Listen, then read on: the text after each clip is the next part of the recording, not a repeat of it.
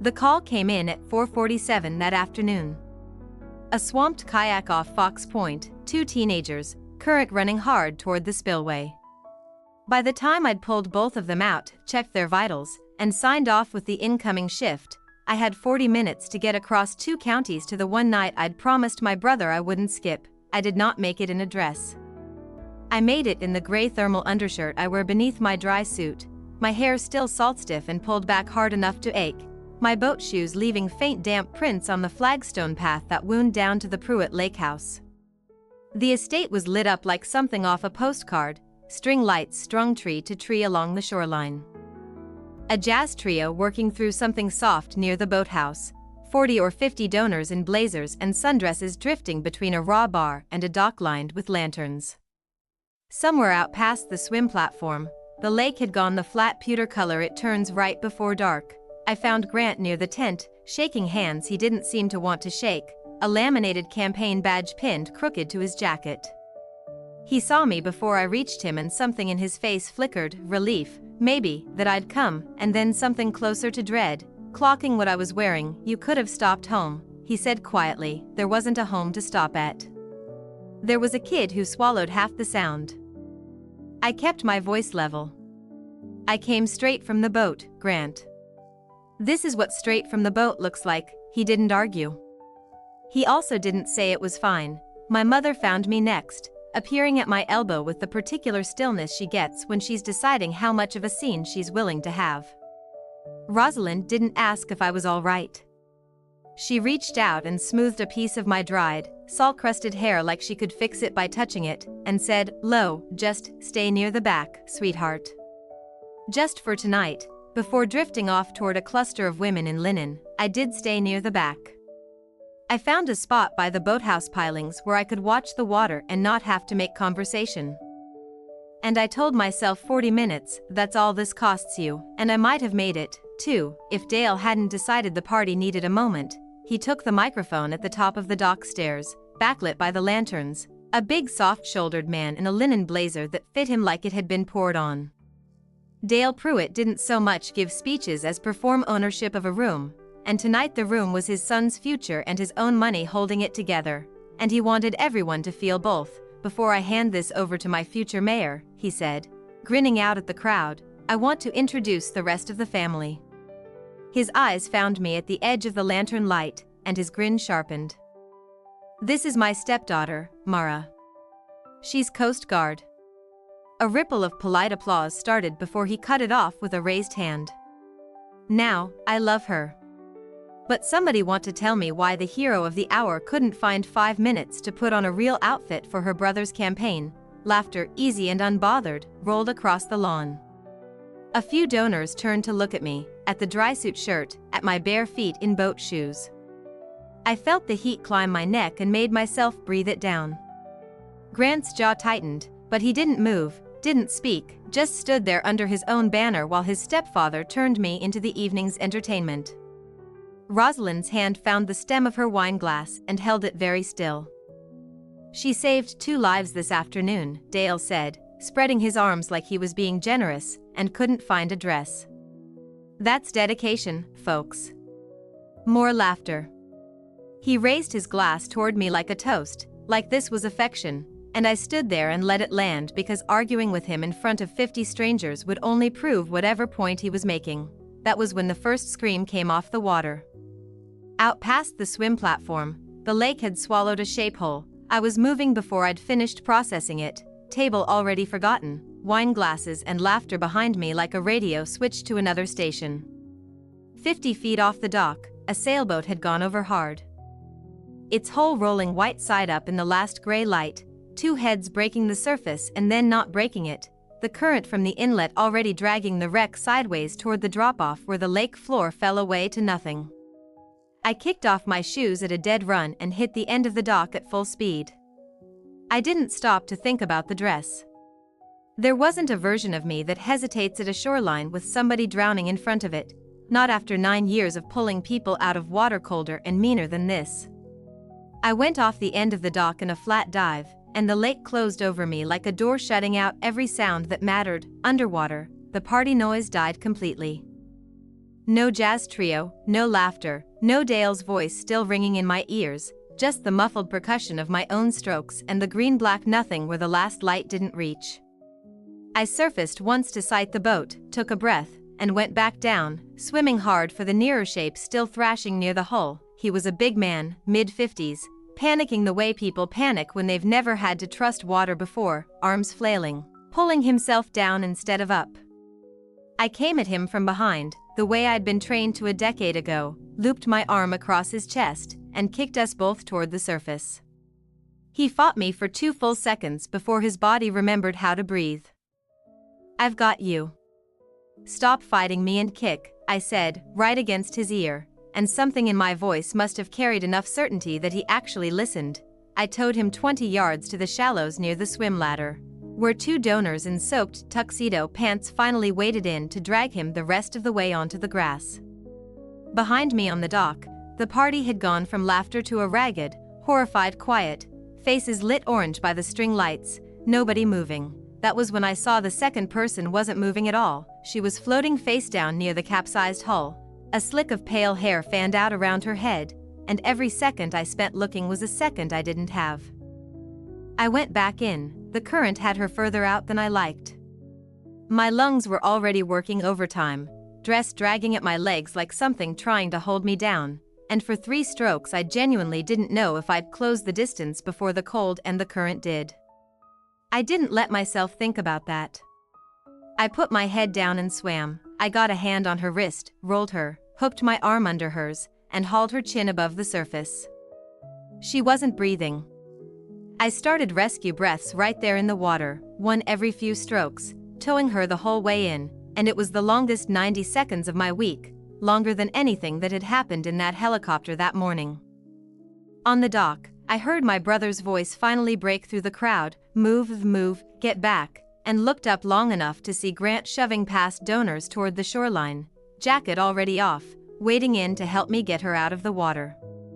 Beside him, my stepfather stood at the top of the dock stairs with a phone in his hand, not calling anyone, just staring, his face gone the color of old paper. We got her onto the grass.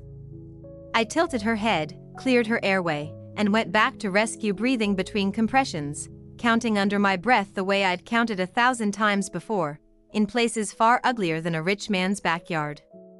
On the 4th cycle she coughed, then gagged. Then rolled onto her side and brought up half the lake onto Dale Pruitt's imported sod. Somebody was crying with relief above me. Somebody else was already filming. I stayed on my knees next to her until her breathing settled into something steady and real, my dress plastered to my skin, my hands shaking now that there was nothing left to do with them. "You're okay," I told her, quiet, close. "You're okay. Just breathe." She was older, silver-haired, soaked through, blinking up at the string lights like she was trying to figure out what century she'd landed in. Her eyes finally focused on my face, and something in them sharpened, cutting straight through the shock. "I know you," she rasped, her voice raw from the water. Fox Point. 6 years ago, the ferry. I went still, water dripping off my chin onto her shoulder. "You pulled 40 people off a burning deck," she said, gripping my wrist harder than a woman who'd nearly drowned should have been able to. I was one of them. Behind me, I heard Grant say her name under his breath like he couldn't believe it, and I understood, a half-second too late, exactly whose life I'd just put my hands back on. Someone draped a blanket around Admiral Cho's shoulders, and she waved it off long enough to keep her grip on my wrist, her eyes still locked on mine like she was making sure I wasn't a hallucination brought on by lake water and adrenaline. "Ellen Cho," she said, like that was supposed to mean something to me beyond the obvious. "Rear Admiral, retired. You probably don't remember names. You had 40 of them to keep track of that night." I did remember, actually, not her name, but the deck, the smoke, the particular way people's faces go when they think they're about to die and then suddenly aren't. I told her that, quietly, kneeling there in my ruined dress with lake water running off both of us onto Dale's grass. By then the party had reassembled at a cautious distance. A loose ring of donors and catering staff and one photographer who'd had the decency to lower his phone. My mother pushed through first, dropping to her knees beside me without a thought for the silk dress she'd been so careful with all night. her hands fluttering over my arms like she couldn't decide where it was safe to touch. Mara. Mara, are you hurt? Rosalind's voice cracked on my name in a way I hadn't heard from her in years. I'm fine, Mom. I was shaking, cold, my dress plastered to my skin, but nothing was broken. Help her up. She needs warm and dry, not me. Grant was already moving, calling for the house staff to bring blankets and get his study opened up for the Admiral to change. He crouched next to me for half a second, water soaking into the knees of his slacks, and said nothing at all, just put a hand flat on my back for a moment, the way you'd check that something was solid before trusting your weight to it. Dale hung back at the edge of the crowd, arms crossed over his soaked shirt, his face doing something complicated. He'd been the first one Mara pulled from the water. He should have been grateful. Instead, there was a stillness in him that looked less like fear and more like a man doing arithmetic he didn't like the answer to. It was Cho who broke the moment open, once she was upright and steady, refusing the offered blanket a second time so she could address the whole silent lawn. She had the kind of voice that didn't need a microphone. 10 years I've been coming to lake events in this state, she said, and I have never once seen a rescue swimmer clear an open water double retrieval solo. In a cocktail dress, with a 50-yard swim each way. She looked around at the donors like she expected an argument. That's not luck.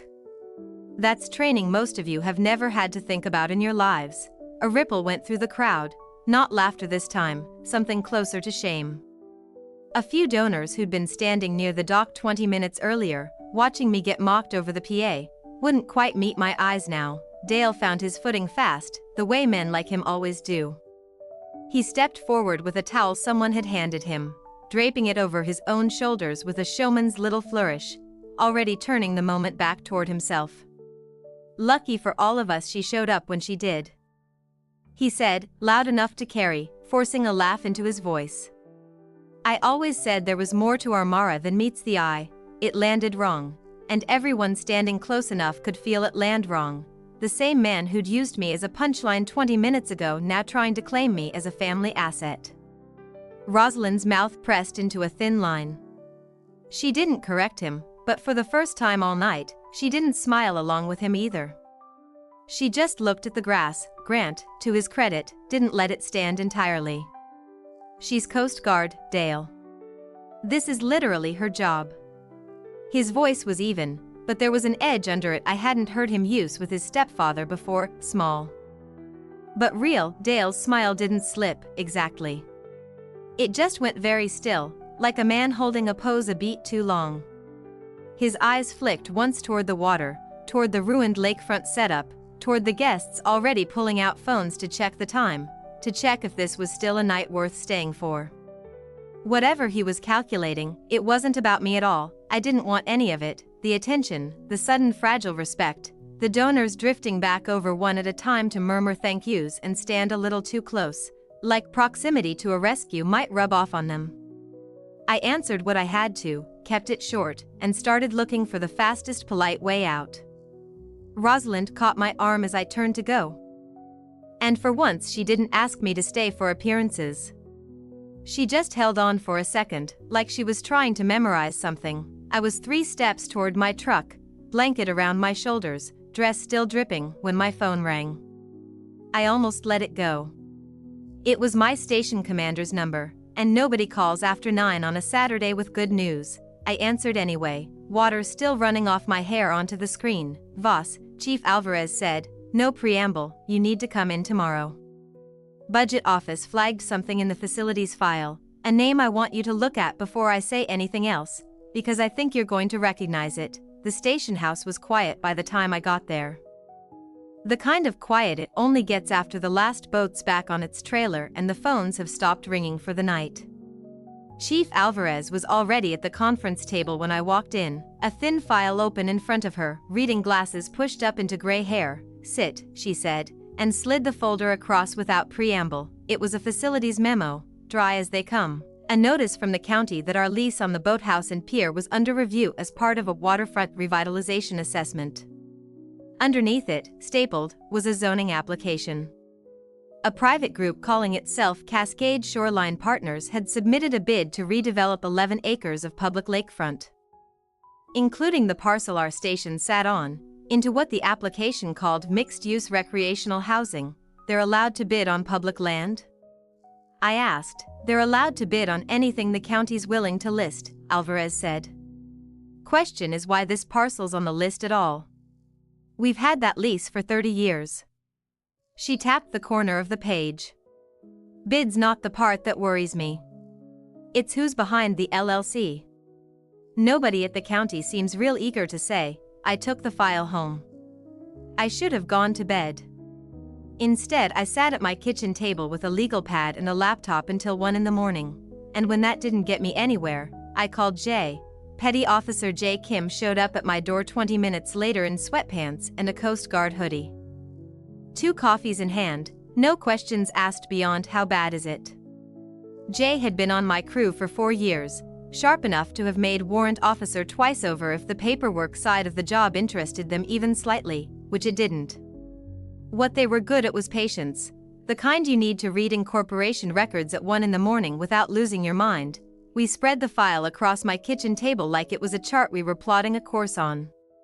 Cascade Shoreline Partners LLC had been registered 8 months earlier, in Delaware, the way anyone hiding something usually does it. The registered agent was a paralegal firm that filed for half the shell companies on the West Coast. No public officers, no website, no address beyond a UPS store in Tacoma. This is a nothing company, Jay said, scrolling through the state filing database on their laptop. On purpose. Somebody built this specifically so nobody could look at it and go, oh, I know that guy. So how do we find out who that guy is? Jay grinned, tired and a little wicked. Money leaves footprints. Even hidden money. It took 2 more nights. Jay ran down the LLC's initial filing fee, paid from an escrow account tied to a title company Dale's development firm had used on 3 other projects, a company Mara had heard her stepfather mention at exactly 1 dinner years back, complaining about how slow they were with paperwork. Jay cross-referenced the escrow account against public county recording data and found the same account had wired a deposit on a stalled luxury condo project on the North Shore, a project that had been sitting half-framed and abandoned for 18 months. Bleeding Dale's firm money every week it stood there unfinished. I sat back from the table at close to midnight on the 3rd night, the pieces lined up in front of me like something out of a nightmare I hadn't had yet. He's not just some rich guy who thinks I embarrass him, I said quietly. He needs this parcel. He needs our parcel specifically, because it's the only shovel-ready waterfront the county's got left, and he is out of runway on that condo project. Jay didn't say anything for a second, just looked at the corkboard I'd started tacking pages to on the kitchen wall, the LLC filing, the escrow trail, a printed satellite image of the station with a red circle drawn around our pier. If the county approves this, Jay said slowly, there's no station here in 18 months. Which means the next time somebody's boat goes over in a squall 3 miles out, the nearest response time isn't 12 minutes. It's 40. I already knew what 40 extra minutes cost. I'd learned it the hard way, for years back, on a rescue I still didn't let myself think about most days, a father and son off a swamped kayak in November chop, and I'd gotten to the boy in time and not to the father. And there wasn't a training manual in the world that made that math feel survivable. I didn't tell Jay all of that. I didn't have to. Jay had been there for the 6 weeks after, when I didn't talk much and ran extra PT sessions like punishment. This wasn't about Dale mocking me on a microphone anymore. It hadn't been about that in days. It was about the next family in the water, and the 28 extra minutes Dale's debt was about to cost them. 2 weeks, I said, pulling up the county calendar on my phone. Council votes on the zoning application in 2 weeks. Jay exhaled slowly, staring at the corkboard like it might rearrange itself into something less ugly if we looked at it long enough. You know who else this blows up? I did. I'd been avoiding the thought since the escrow trail first pointed home, circling it the way you circle a hot stove, but there was no getting around it now. Grant's campaign account had taken 6 figures from Dale over the last year, publicly disclosed, perfectly legal, and utterly toxic the second anyone connected his stepfather to a scheme that would gut a public safety station to bail out a failing luxury development. I put my coffee down. It had gone cold an hour ago anyway. If I take this to the county, I said, it doesn't just end Dale. It takes Grant down with him. I went to my mother first, because whatever came next, she deserved to hear it from me and not from a council agenda. I found her alone at the house on a weekday afternoon, out on the back patio overlooking the water, a untouched cup of tea gone cold in front of her. I sat down across from her and told her everything: the shell company, the escrow trail, the condo project bleeding money, the parcel that happened to be ours. I watched her face while I said it, waiting for the same reflexive defense of Dale I'd been hearing my whole life. It didn't come. She sat very still, hands wrapped around the cold mug, and when she finally spoke her voice was quieter than I'd ever heard it. He told me it was just a business opportunity. Some land near the water he was looking at. She looked up at me. He didn't tell me which land. Would it have mattered if he had? The question landed harder than I meant it to. Rosalind flinched, and for a second I thought she'd retreat the way she always did, smooth it over, find Dale an excuse. Instead, she set the mug down with a small, controlled click. I don't know anymore, she said. I used to think keeping the peace was the same thing as keeping the family together. I'm starting to think it just meant I stopped asking questions I was afraid of the answers to. It wasn't an apology. It wasn't a promise either. But it was the first time in years my mother had said something to me that wasn't designed to smooth a room. Dale caught up with me 2 days later, in the gravel lot outside the station. Like he'd been waiting for a moment without witnesses. He came at it sideways, the way men like him always do, talking about how proud he was of the work I did, how the station probably needed better funding than the county ever gave it. I've been thinking, he said, hands in his pockets, easy, reasonable. There's a private foundation I could set up. Dedicated maintenance fund for the station, whatever equipment you need, no county string attached. Just, between us. Family looking after family. You mean a payoff? His jaw tightened, just slightly. I mean help. You mean you want me to stop asking who owns Cascade Shoreline before I find something you can't explain away? I kept my voice level, the way I'd been trained to keep it level with someone circling, testing for a weak spot. I'm not for sale, Dale. And even if I were, the station isn't. He didn't threaten me. He didn't have to. He just looked at me for a long moment, something calculating behind his eyes, and said, "You're making this bigger than it needs to be," before he got in his car and drove off. 3 days after that, I pulled into the station lot and found a printed notice zip-tied to the boathouse door, a county facilities memo announcing an emergency review of station funding, effective immediately, citing budget reallocation. It wasn't official yet. It didn't need to be. It was a message, and I understood exactly who'd sent it. I called Admiral Cho that night. She listened without interrupting, the way people do when they've spent a career hearing bad news delivered fast, and when I was done she didn't offer comfort. She offered a plan. "You don't fight a man like this in private," she said. "Private is where he wins. You build a record of documents, dates, names, and you put it somewhere he can't quietly make it disappear." She paused. "I still know people who read council agendas closely. I'll make some calls." Grant found out the same week, not from me, but from a reporter who'd started asking his campaign office questions about Cascade Shoreline Partners and its ties to major donors. He showed up at my door that evening, tie loosened, looking like a man who hadn't slept. "Tell me it isn't true," he said. I didn't soften it. I laid out what Jay and I had found: the LLC, the escrow account, the stalled condo project, the parcel that happened to be ours. Grant sat at my kitchen table and put his head in his hands, and when he finally looked up, something in his face had changed. The careful, campaign-trained neutrality was gone. "If I get out ahead of this," he said slowly, like he was working out the shape of it as he spoke, "if I'm the one who says something first that's different than getting buried by it, it might cost you the election.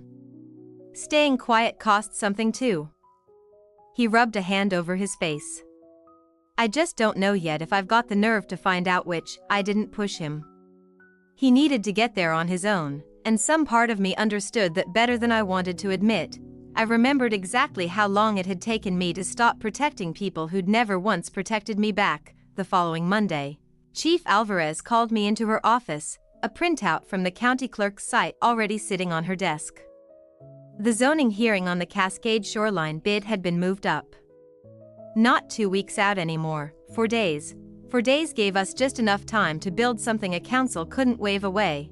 Jay organized the paper trail into a binder thick enough to stop a door, LLC filings, escrow records, the title company connection, satellite images of the stalled condo project with its dates stamped in the corner.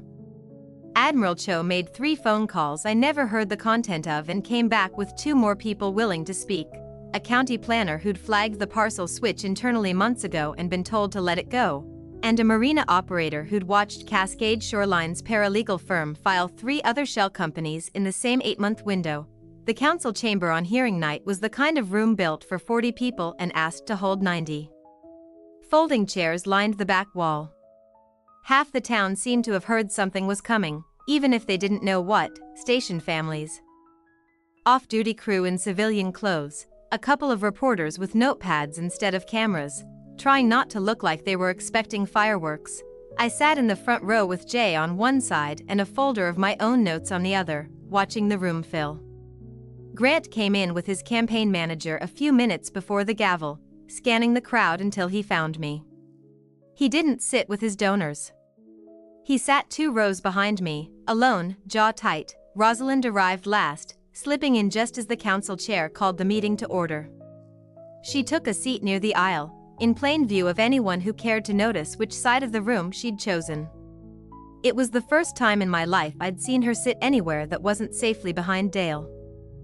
Dale was already up front with his attorney and 2 Cascade Shoreline representatives, running through prepared remarks about waterfront revitalization and community investment, all the language a slide deck uses to make a demolition sound like a gift. When public comment opened, I walked up to the podium with the binder in my hands, and I made myself say it plainly, without theater, because the facts didn't need decoration. My name is Mara Voss. I'm a rescue swimmer at the station this parcel would eliminate. I'm also Dale Pruitt's stepdaughter, and I want the council to know that up front, because I don't want anyone to find it out later and wonder why I didn't say it first. A ripple went through the room. Dale's attorney leaned toward him, murmuring something. Dale's face didn't move, but his hand, resting on the table, curled slowly into a fist. I walked the council through it the way Jay and I had built it: the shell company's formation date, the escrow account tied to Dale's stalled development, the timeline that put his firm's cash crisis right alongside the sudden appearance of our station's parcel on a redevelopment list it had never been on before.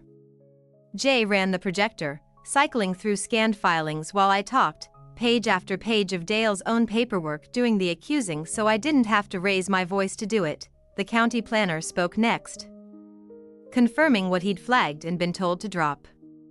Then the marina operator, laying out the pattern of shell companies tied to the same paralegal firm. Then Admiral Cho, in dress blues she hadn't worn in years, telling the room in 6 clipped sentences exactly what a 28-minute increase in response time meant for anyone caught on that lake in bad weather. Dale's attorney tried to object twice, called it circumstantial, called it a personal vendetta dressed up as testimony. The council chair let him finish and then asked Dale directly whether Cascade Shoreline Partners had any connection to his firm. Dale stood. For a moment he looked like the man from the fundraiser stage again, ready to charm his way out of a room. Then his eyes found Grant, sitting alone in the crowd, and something in him seemed to understand there was no smoothing this over in front of 90 witnesses and a recording camera. "I made a business decision," Dale said, his voice tight, stripped of its usual warmth. "I didn't think anyone would look this closely. It wasn't a confession." It was close enough. Grant stood up before his campaign manager could stop him. His voice shook slightly, but it carried. "I'm not going to sit here and let my name be attached to this. Whatever comes of my campaign because of it, I'm returning every dollar my stepfather's firm has given us, tonight, on the record." He didn't look at Dale when he said it. He looked at me. The council deliberated for 11 minutes that felt considerably longer. When they came back, The chair read the vote without ceremony. The redevelopment application for the station parcel was denied, and the county's facilities lease with the Coast Guard station was extended for another 20 years, effective immediately. The room didn't erupt. It exhaled, a long, ragged release, applause scattered and uneven, more relief than celebration. Dale didn't wait for it to finish. He gathered his papers, said something clipped to his attorney, and walked out through the side door without looking at any of us. Rosalind didn't follow him. She stayed in her seat until the chamber had mostly emptied, hands folded in her lap, staring at the spot where Dale had been standing. When she finally stood, she came straight to me, and for the first time in longer than I could remember, she didn't check the room first to see who was watching. "I'm done," she said. Just that. 2 words, quiet, absolute. She moved out of the house within the month. She didn't ask me to help her pack, and I didn't offer. Some things a person needs to do with her own hands, at her own pace, to prove to herself it's real. She found a small place near the water, modest in a way nothing in Dale's world had ever been allowed to be. And when I came by to see it, she made me bad coffee and apologized for it, and we sat at her kitchen table not talking about any of it, which was its own kind of progress. We didn't become close overnight. Years of her looking away don't unmake themselves over a few cups of bad coffee. But she started calling on Sundays, just to check in, and she stopped flinching when I mentioned the job. Small things. Honest things. I'd take honest over easy every time. Grant's campaign took a hit in the polls the week after the hearing, exactly the way everyone predicted. But the story that ran wasn't the one Dale's money would have written. It was a story about a candidate who'd found out his stepfather was quietly gutting a rescue station and chosen, on the record, in front of his own donors, to walk away from that money rather than carry it. He won in the fall, narrower than he would have otherwise, but clean. The first thing he did in office was sponsor a permanent conservation designation on the station's parcel, so no future council could quietly put it back on a list. Dale sold off what was left of the stalled condo project at a loss and disappeared from the version of my life I still had to live. I heard, secondhand, that his firm folded within the year. I didn't feel triumphant when I heard it. I felt the way you feel when a storm finally passes, tired and grateful it's over, and not particularly interested in looking back at the wreckage. The county sent a letter a few weeks later, offering to host a small ceremony, a plaque, a few words from the council, my name in the local paper for something other than a viral clip of a woman in a ruined dress. I turned it down. I didn't save that station for a plaque. I told Chief Alvarez I'd rather they spend the budget on new dry suits, and she laughed and said that was exactly the answer she'd expected. Jay gave me grief about it anyway, the good kind. The kind that comes from someone who already knows you and isn't trying to change your mind. We were down at the dock a few days later, running gear checks before a shift, gray morning light just starting to come up over the water. Station lights still on behind us because the sun hadn't decided yet if it was actually going to show. "You could have let them give you the plaque," Jay said, checking a strap. "I've got better things on my wrist." I nodded at the worn dive watch Jay had given me 2 winters back, after a hard call neither of us talked about much. It wasn't sentimental. It was just there, doing its job, the way the people who mattered to me tended to be. Jay didn't push it further. We finished the gear check in the kind of comfortable quiet that only exists between people who've trusted each other with their lives more than once. I used to think family was something you were handed at birth, something you owed loyalty to no matter what it cost you. I don't believe that anymore. Family is what shows up. It's Jay, checking my gear before a shift. It's Admiral Cho, making calls on my behalf without being asked. It's my mother, finally, slowly, choosing to sit on the right side of a room. Blood gets you a last name. Everything else, you have to earn.